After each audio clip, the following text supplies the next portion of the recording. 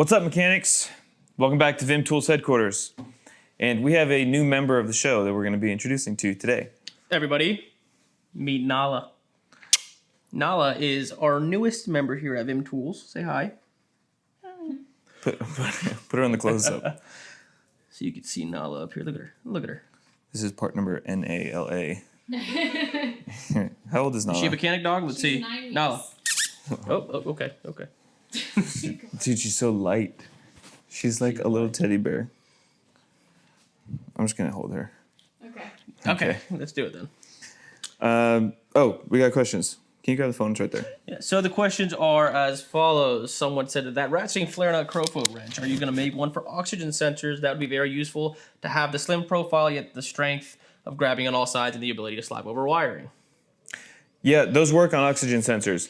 All you need is an extension because they're 3/8 drive, so you can use it with an extension. We have a 22 millimeter, which is what I've been told is the most oxygen sensor sizes. It's 22 millimeters. We have that, but that's going to be in the RFW 200.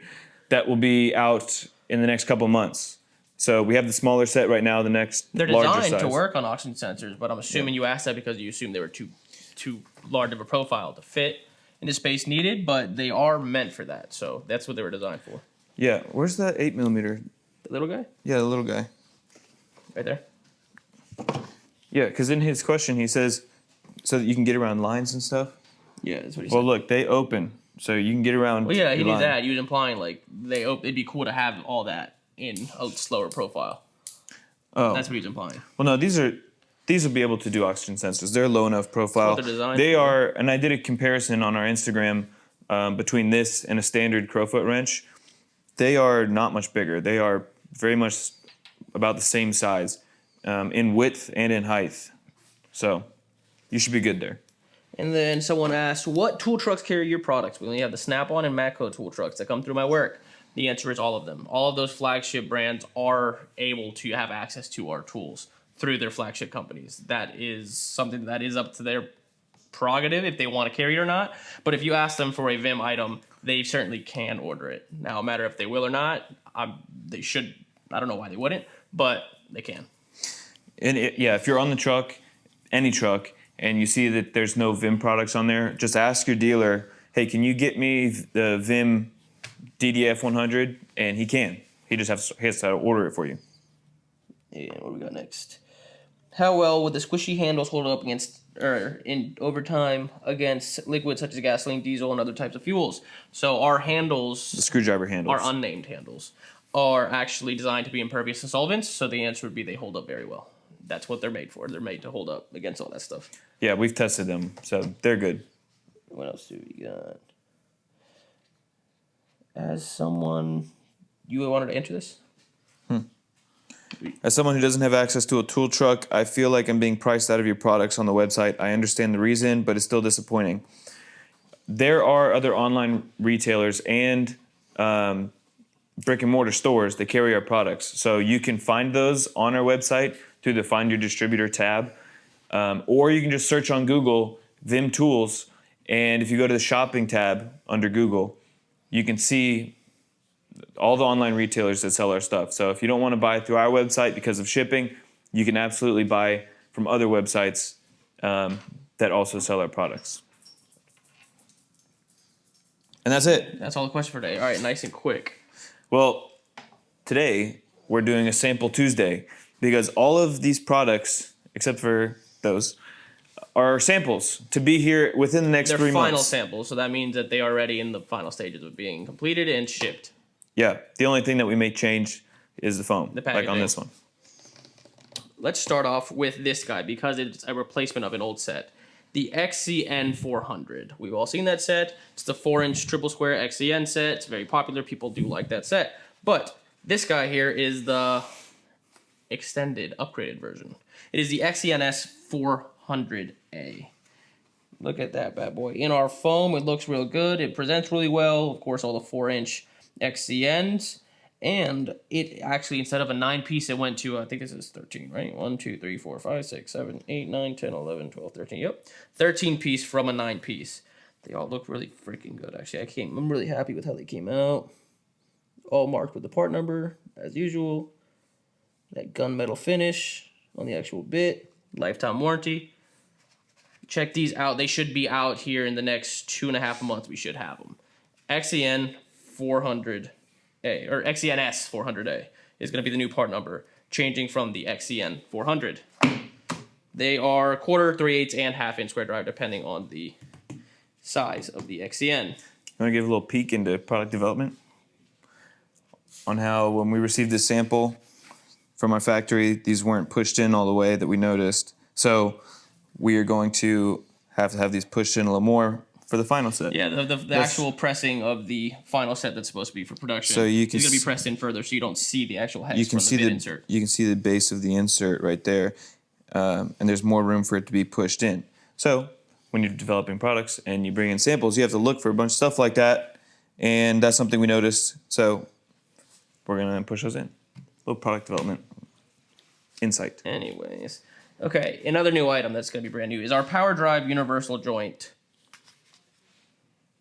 Adapters. There you go. I was waiting for the word. These guys, we come with, it's a 4-piece kit, obviously. It's going to come with the 1/4 square drive, the 3/8 square drive, these two up here, and then the bit holders, which are 1/4 and 5/16. Now, they are not magnetic, but as you can see in this guy right here, can you see it? Well, let's see. You can kind of see it because the lighting is a little off right there. That little ring on the inside, with all of our bits, at least, With most bits. most bits have them. They have that little notch on them, so they lock. So they are locking. They're just not magnetic. Yeah. Retaining ring. There we go. That little notch is what you're looking for on the bit you're using. Those little notches. And they're pinless. They are pinless. If you can actually see them here, I'll show you the swivel on it. And they're impact rated. That's why they're pinless, to be honest, because the pinless design holds up better on impact than a pin design would. Yeah, but I mean, just looking at it at first, you wouldn't think so because they are satin finished. But these are impact rated. They're meant for you to throw them on impacts or cordless tools, you know, so there you go. Boom. Alrighty. So next, I wanted to talk about these guys because I realized we haven't talked about them. These are our snap ring plier sets. You have the bent version and the straight version. Now, the reason these are so popular is because of their price point. Historically, snap ring pliers off of a tool truck with a flagship brand are very expensive. This 4-piece kit would probably retail for about $100 off a truck for the 4 pieces. Now, that's not cheap per se, but when you're comparing it to the flagship names, it's significantly cheaper. And obviously, lifetime warranty on them. We never really get any of these back because, I mean, it's not very easy to break them. But again, we have them. They're in stock. A lot of people do buy them. But for those of you who didn't know we had them, snap ring pliers. It's going to be the SR7 and the SRB7 for the bent set. There you go. It's 2-piece kits. I mean, the ones that are cheap are cheap. Well, yeah, they're cheap for a reason. You know, they're not, they don't lose money on them. They're cheap for a reason. They're cheap to make. Yeah. Moving on to what the people really want to see are our deep boxed spline ratcheting wrenches. Hey. So these bad guys are going to be here in about 3 months.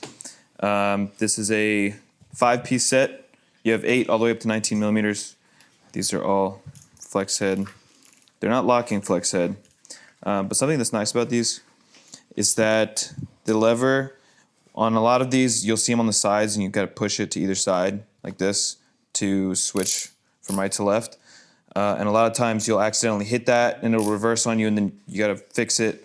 With these are up here, which, you know, it's just a little feature that is a little more convenient than having it on the side. But this DDF 100 lifetime warranty, our first ratcheting wrench set, other than the SAR 100, but this is a deep box. So our second ratcheting wrench set. Well, no, but they're not combination.